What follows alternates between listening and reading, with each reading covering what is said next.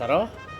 Magandang hapon. Ito na naman po ang inyong palikerong tapat, babayarong banal, Kristiyano Manyakis na hindi humihindot na walang pahintulot, ang pantas na talipandasang komentaristang kupal na masayang-masaya ngayon, ka Dennis Reyes. Yan, magandang hapon kasi medyo alam na natin ang nangyayari. Mainit na mainit eh. Kanginang alas 11, 11:04, unang lumabas yung balita sa I think Rappler was the first to break the news na inaresto na. Actually, at around 10:15, siya inaresto. hindi, inaresto siya 9:40. Pag-landing ng eroplano, pinasok nila. Oo. Okay. Merong isang naglabas na vlogger. Nasa lubong niya si IDG Chief Torre. Sa airport. Sa airport. At around 9:30. Okay? At around 9:30. Tinanong niya, siya, anong ginagawa niyo dito? Sagot. Hindi. Kasama lang namin yung taga Interpol. So, tinanong, sasalubungin mo ba? Dadamputin mo na. Ay, hindi ako pwedeng sumagot, pero kasama namin yung taga-Interpol. So, Yun. doon pala, around 10:15, may tumawag na sa akin tropa. Puta, dinampot na. Nasa airport siya. Taga-DOTR. Sinabi, dinampot na. Puta. Sabi ko, alam ko, inaabangan pa lang. Hindi dinampot na din. Buti na lang. So, yun na nga. Buti na lang you have a little bit of a law training kasi meron mga questions dito eh. Tulad ng, number 1, totoo ba yung sinasabi nila na wala daw jurisdiction ang Interpol or whoever para arestuhin siya? No. Una, okay. Speak na to tayo sa Interpol. Sa Interpol, oo. Okay. Second, when we withdrew from the ICC, ang kolatilya nun is ICC still retains jurisdiction over all crimes committed during yung membership mo. Okay. So may jurisdiction pa rin ng ICC. Pasok. Okay? Second, yung sinasabi lang soberanya o tangina nyo, hindi foreign country ang ICC. Okay. Mga puki ng ina nyo. There is no question of sovereignty. Hindi naman yun ang fact, tinatanong eh. the Supreme Court has already answered that. Sinagot ka ng Supreme Court yan that we are duty-bound to surrender anyone na may kaso sa ICC pagka lumabas yung tangina lumabas din. Last year pa. Kaya nataranta sila ron. Yes, may decision ng Supreme Court dyan that we are subject to the ICC jurisdiction pa rin. Okay, subject to the rules of the ICC nung panahon member pa tayo. Itong mga nangyari na to, member pa tayo noon. Yes. Ayun, that makes sense. In fact, ang kailangan nating pasalamatan dyan, si Trillanes. Si Sentry, tsaka yung Magdalo. Sila talaga nag-build up. Sila nang ulit. Sila nag-case build up yan. Next question. Sino tong abogado na to na nakatayo sa harap ng Korte Suprema, humihingi ng, file siya ng TRO. Valid ba yun? Kasi wala naman siyang kaso sa Pilipinas, hindi ba? Yep. Ganito yan. Okay. Hindi TRO ang dapat na hiningin nila. Dapat hiningin lang privilege of writ of habeas corpus. Para kailangan mo i-present yung tao sa korte. Okay. The problem is, because ang humuli sa kanila is Interpol. Ang arrest warrant, ang alert, ang red alert notice, galing sa Interpol, ang arrest warrant galing sa ICC. Because the Philippines is not a member of the ICC anymore, we cannot hold Rodrigo. But we cannot hold Rodrigo. Okay. So, dapat within 48 hours, Rodrigo is shipped to a member country. Which is The Hague. Any of the 123 member countries. Pinakamalapit Singapore. Any one of those, dapat dalhin doon si Duterte. Sila magpo-process. Kaya hindi pa siya umaalis. Doon sila ngayon magpa-file. Kaya hindi pa siya ngayon umaalis sa Villamor. Oo. Ngayon you know why? Yes. Because Villamor has direct access sa tarmac na naiyan, hindi nalalabas. So, pwede siyang i-diretso sa plano, may KLM flight going to the Netherlands. Mamayang gabi, alas 10. Yeah. May time limit ba yan? May time, dapat ba agad? Dapat pwede bukas? Yes. Dapat agad. Agad. Because the Philippines is not a member of the ICC, we cannot hold him. So po tayong ganyan, dapat kahit private plane, ilipad nila agad. I-surrender nila sa member country. Ginagamit na dahilan, matanda na daw, infirm, may sakit. May doktor sa Villamor, kaya wala silang lusot. Tangina, pagdating, putang ina, physical eh. Pagdating sa Hague, putang ina, mas maganda, maganda hospital doon, no? Kesa sa hospital sa Hague. Malamang, mas Tangina maganda doon. Alagang-alaga sa 150 years old na siya, buhay pa siya. Buhay pa siya. Parang puking ina niya. Mabayaran yung kasalanan niya. Mabayaran yung sintensya niya, puking ng ina niya. Okay. Next question. Ang sabi nila sa kabila ng mga abuga. Saka ito yung sinasabi ni Bongo, tangina, huli siya ng 1 PH. Sabi niya, mag-undergo ng procedure. Tira, anong procedure? Yung doktor na ang balang sumagot yan. O tangina, halatang dambobola ang putang ina. Walang procedure. Saka nakita mo yung pinapakita niyang doktor. Oo. Tangina mo kang yaya. Mukhang labandera ang putang ina. Hindi ako niniwala ng doktor sa Cardinal Santos. Umiiyak na nga daw si, may meme na nagkakalat eh. Sabi daw ni Bato, shit, susunod na ako. Nawawala si Bato. Oo nga, nawawala si Bato. Hindi siya makakita. Ang tapang pa, puta, labas yung dinedya niya si Trillanes. Ngayon, tangina, ito nagkadamputa ng amo, wala siya. Oo nga Nawawala. At least, sila Bongo ba, tsaka sila, susunod ba yan talaga? Si Bato? Sila Albayalde, susunod ba yan? Yes. Kasi, 7 sila eh. Pito ba sila doon? Kasunod ng 7. Kauuwi lang ni Sara eh. Si Batos, An hour ago, Bongo, si kauuwi lang ni Victory. Sara eh. Hindi pa agad umuwi. Nakauwi na. Nakauwi na. Oo nga, an hour ago Nakauwi lang daw, kakauwi lang daw eh.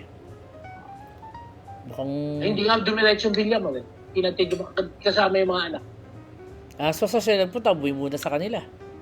Oo. Tsaka wala nang papapasukin ng Villamor. Hindi na pwedeng kasabing walang abogado dahil kasama si Mijaldea. Oo nga, nandun si Mijaldea. Sinamahan niya all throughout eh, oo. Yes. Nandun si Hanile, Bensenya. Nandun si Kitty. So may kasama. Diba? Si Bongo.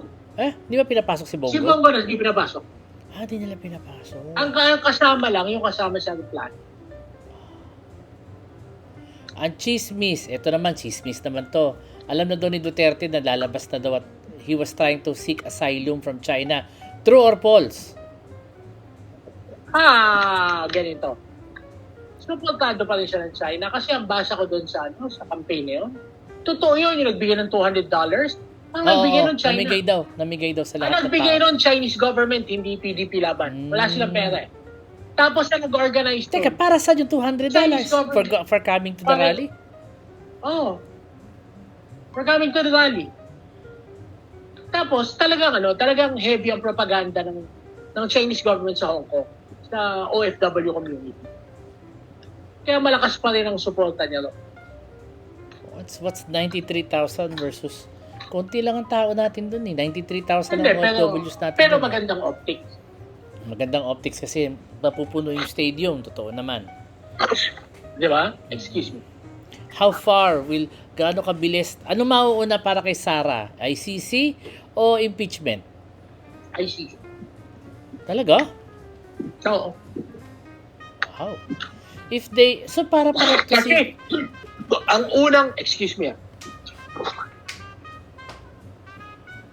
unang timeline nila, July. Yung kay Rodrigo. Lumabas ngayong March. Oo nga. O baka naman, sabi lang yun. Baka mabilis na yan. Kasi lumabas na yung una eh. Oo. Lahat naman sila dun co-conspirators eh. So, ibig sabihin of the same gravity. Oo nga, kung co-conspirator sila. Oo. So maglalabas rin. Sama si Albayalde dyan, di ba? Inuuna lang si Duterte kasi Duterte. mahirap pagsabay-sabayin. Oo. Magulo yan. Nakakagulo. Magulo yan. Pag nandun na si Duterte, Tuloy-tuloy na yan. Ano yan? tuloy-tuloy na. House of Sunod Cards. si Sara. House of Cards na yan sila. Pagkasunod Para silang kay Sara, domino, sunod-sunod. Oo. sabay-sabay na yung iba. Pinupugutan mo lang ng ulo yung ahas. Question, ito ba katulad nung yung kay Kibuloy na meron ding Interpol din ang aaresto sa kanya. Kaya lang for some reason kinasuhan siya dito, hindi na siya makuha ng Interpol. Tama ba intindi ko? Iya. Parang ganun yung kay Kibuloy. May kaso siya dito. Hindi, actually, hindi Interpol ang nagkaso kay Kibuloy, FBI. FBI, Ang inaantay nila is yung extradition request. Kaya kinasuhan mo na siya dito. Para hindi na makalala. Para hindi makawala. Bakit ang tagal-tagal na extradition? What's taking that so long? Hindi, kasi process ko. Hindi naman mabilis ang extradition. So, itong mangyayari kay Duterte, dadalhin siya sa dahig, that's a form of extradition, di ba? No. No. No. It's a different process altogether. Okay. Wow. So, pagdating talaga doon, ano siya, orange pajama na siya agad. Oo. Malakas siguro ang kaso ng ICC para arestuhin siya. Yes, mabilis eh. Bilis oo. Ibig sabihin, hindi. Kasi nandun na may witnesses. Nandun sila sa kanya, siya si Matodato. Saka yung mga pulis.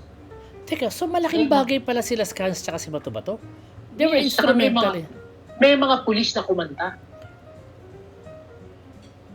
Hindi lang published, pero nandun na. Kaya si Bato takot na takot. Kasi alam niya na kung may kumanta na. Alam niya na may kumantang pulis. Tangina. Hindi ba doesn't this look bad for us economically? Economically lang ang sinasabi ko. Hindi. No. It actually looks good for us. Kasi meron tayo. Because it's better. Why? Because people can now trust justice. Yes, the system. That it works pala. That it works pala. Di ba? If you can trust the system, then you can trust the economic environment. The economic environment. Agreed. That makes a lot of sense. Bakit yung ibang mga vlogger, ang bilis ng balita nila, alam na nila agad, dadalhin daw sa Saan nila kinukuha yun? Siguro may mga contact siguro sa loob yan, No, diba? Ay, ganun din naman tayo eh. Kaya lang tayo, mga nagpapagamot tayo kaninang nago. Medyo. Tangina nila, mauuna pa sila sa atin. No. Hindi naman. Mas mauuna tayo. Puta, sila lang mga maglulupa. Kailangan nila lumabas. Tayo, puta, sa atin dumadating ang informasyon. Oo nga eh. May sakit lang tayo. May sakit lang, oo. Pero, partida yan na may sakit pa yung lagay na yan.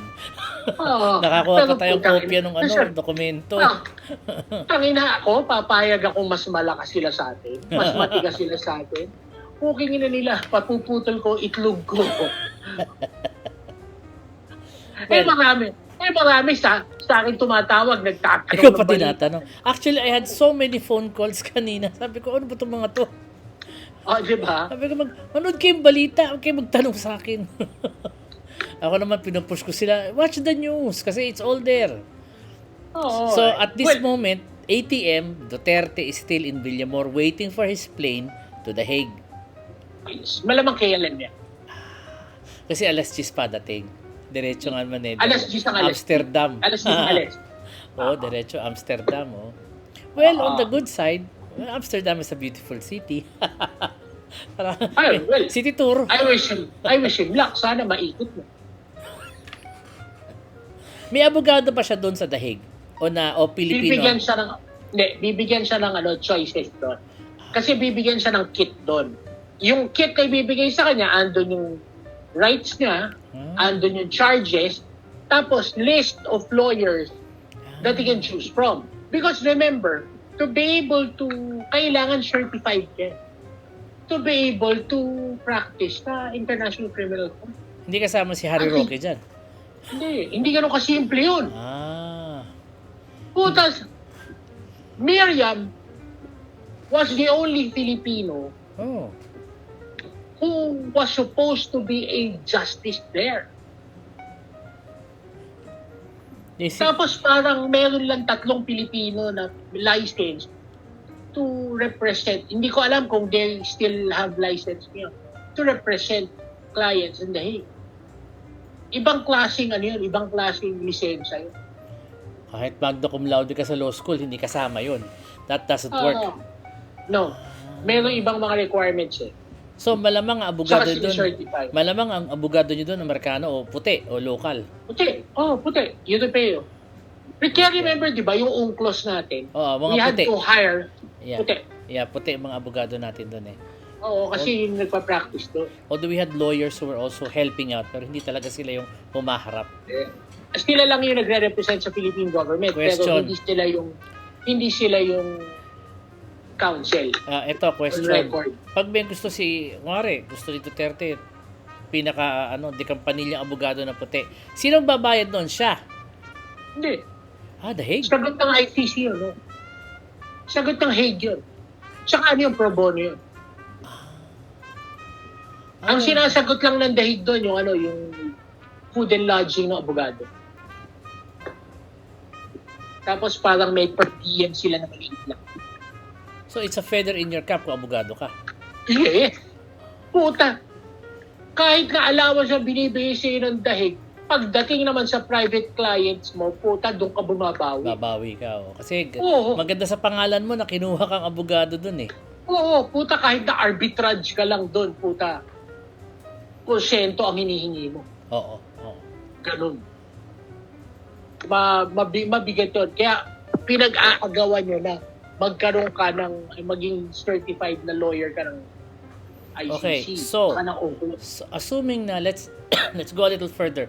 Kunwari, excuse me, nakasuhan na, makukulong na. Kunwari lang, lahat sila kulong. Himas Reyes kayo lahat. Where does that leave the PDP Laban candidates? Mayo election eh. This Putang hurts. ina, sa kangkungan. May tanong pa ba? Ngayon pa lang eh. Yung mga nilabas pa lang natin na expose eh. Diba? Meron pa nga tayong susunod na expose eh. Oo nga eh. Oo. Diba? Kangkungan, which is where they belong. Sa kangkungan pupulutin. Kawawa. Sabi ni Robin Hood Padilla, sasama daw siya, wala daw iwanan. Actually, kahit gusto niya, alam ko hindi pwede, no? Wala naman siya kaso dun. Kahit gustuhin niya pa. Moting upakan niya yan eh, di ba? Ni Colonel Logico. Sino? Ni Colonel Logico. Sino yun? Sorry. Head ng Scout Rangers. Basta special yun. Di ba yung pinagtatakot niya, sinasabi niya na dapat hindi nagpupunta ang Coast Guard doon. Pinagtatanggol siya. Di ba? Tapos naghahamon siya na mag-ano tayo, lahat ng matatapang dyan, mag-enlist tayo pumunta doon. Puta, sinagot siya ni Colonel Logic. Putang ina, montik siya upakan. Tumahimik ang putang ina. So, wala, kangkungan lahat yan. Ako, tingin ko, kasama si Robin sa pinadala ni Martin. But that wouldn't be fair. Wala naman siyang pinatay. Madaldal lang siya. He's loyal to Duterte. But in fairness to the guy, I don't think he has done anything. Wala naman siyang pinapatay. Hindi naman siya nag-participate. You wanna know more about Robin Padilla? Panoorin mo yung Tatong Kanto. Ano yun? Movie? Hindi. Yung kinuwento ko sa yung mga vlog tungkol dun sa mga nakulong. Marami silang kwento about Robin. Anyway, ako naman, nasa isip ko naman. Sexual escapades ni Robin sa loob. Naku, sabi nila, maliit naman doon. Dahil pang maliit naman, mapili pa. Hindi. Iba. Iba. Siya yung botomera. Nako! Sorry, Joseph. Talaga naman. Yun ang kinukwento ng mga nakulong, nakasabay niya. Talaga pala, may pinatutunayan.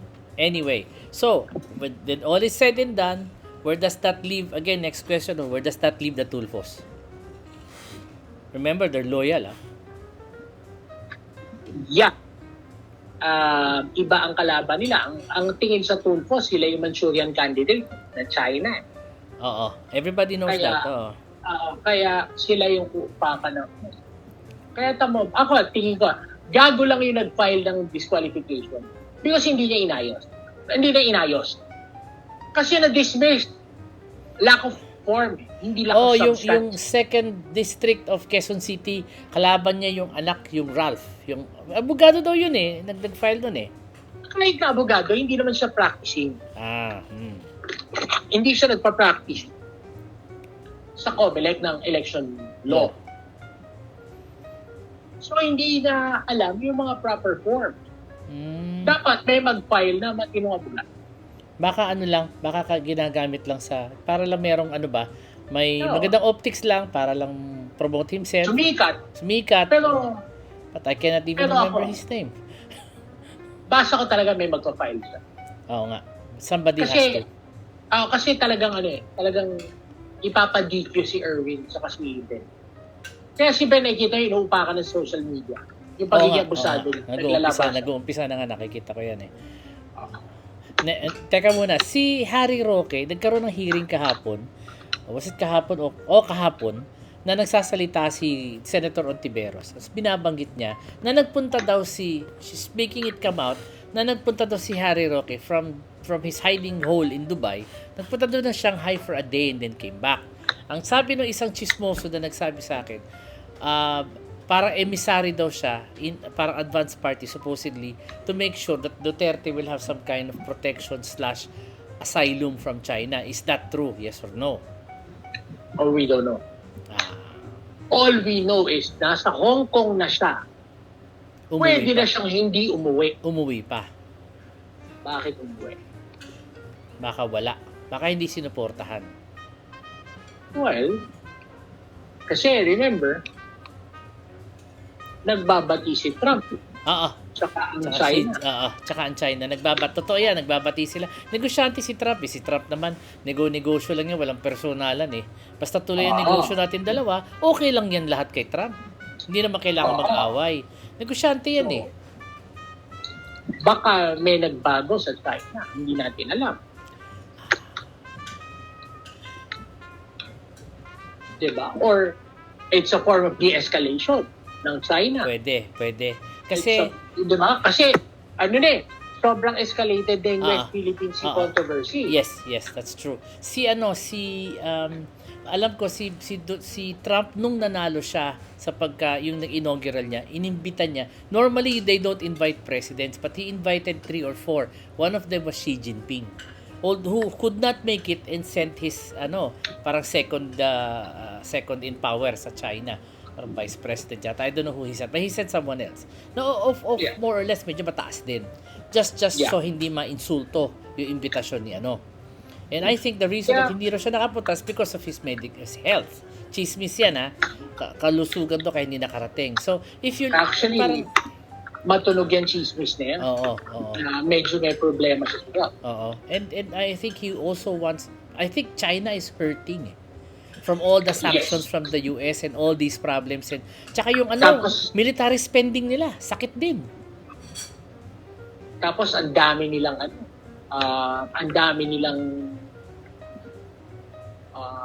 economic crisis ngayon. Diba? Unlike the US, dahil sa ginagawa ng DOGE, suddenly they're awash with cash. Kaya nila ngayon mag-spend sa military. Marami silang pera ngayon eh. Totoo yan.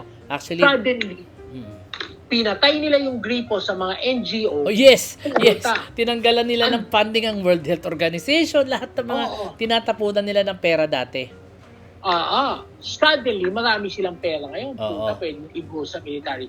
Pwede. For the defense. Yun ang nag-suffer sa kanila eh. Yun ang ginawa ng Democrats. Kaya nagalit ang mga tao kay Biden din eh. Hindi siya binoto eh.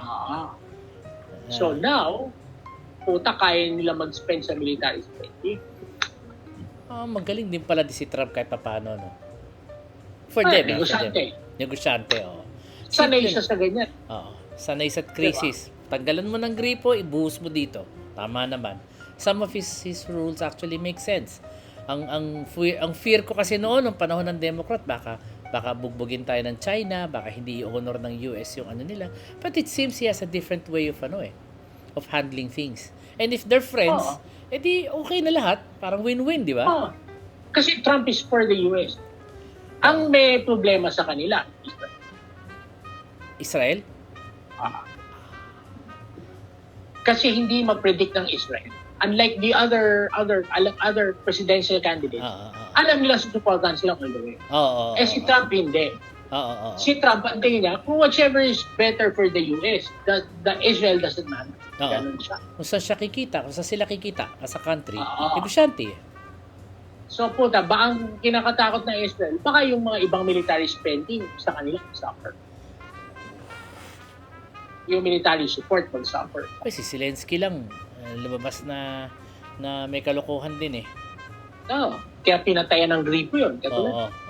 Ang laki na tinatapon. Suddenly, ang dami nilang tinatapon doon. Puta, isipin mo. Puta, ilang presyo ng ilang aircraft carrier yun. Oo. Totoo yan. Which they Or badly need. at least ilang nuclear submarines. Diba? Puta, ilang Ohio class yun. What's a Ohio class? Malaki ba yun? Ohio class ang largest, yun yung merong intercontinental ballistic missiles. Ooh. Yun yung black hole na tinatawag. It's so big, it's so silent, nobody could detect it. Puta, umaangat na lang yun para to shoot out Para missile. mag-shoot ng missile, putang ina. Wala, hindi mo na maagapan yun pag gano'n. And they could penetrate hanggang sa loob. Inner sea. Hindi mo nakikita yung Ohio class because it's so silent. So, mabagal siya, malaki, pero tahimik na tahimik. Ilan naman And it has the most advanced sonars being used by the yun lang US naman ang Navy. importante sa that's the advantage of a submarine, quiet siya. Hindi mo siya alam kailan siya lalabas, kaya siya susulpot. But are the Chinese just as well armed? O hindi? Hindi, pero meron silang advantage. Numbers. Meron silang hypersonic missile. What is a hypersonic missile? Tangina, sobrang bilis. It could fly from China to the US in 7 minutes. Hypersonic. Faster than a supersonic. Yes. Ay, hindi mahabol na aeroplano yun. Hindi. Iyon ang pinaka nakakatakot na technology. Sabi nila malakas daw ang eroplano ng mga Chinese eh. Puro 5th generation daw eh. Fighter jets. Untested. Untested. Yung J-21 at J-22. Puro nakaw na technology. Nakaw, syempre. Lahat naman yan. Ninanakaw sa US. Pero sinasabi ng mga US pilots, it is unlike the Raptor na tested. So parang ang labas baka puro press con. Because I remember, you have to test it sa field. You have to test it in actual combat. Syempre, combat. Kung walang gera, hindi matitesting. Yun ang advantage ng US. They test their prop.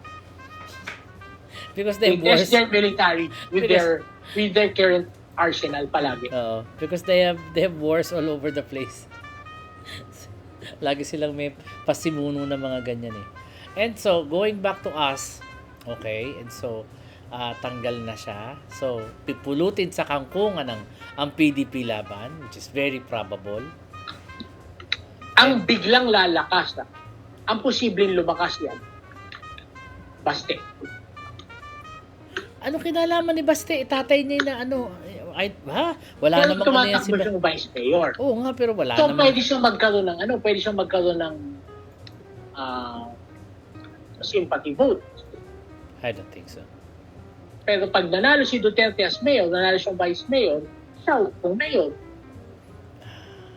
Kasi arestado, nakakulong eh.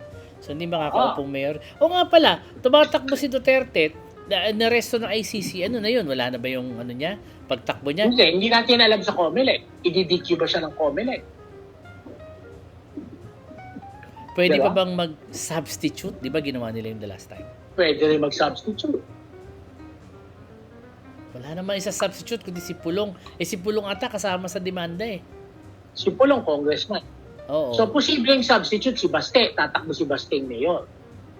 Pero malakas sa mga Nograles eh. Hindi mo rin naman ma-echapuera yung mga yun. May pera na yun. No. Malakas din yan eh.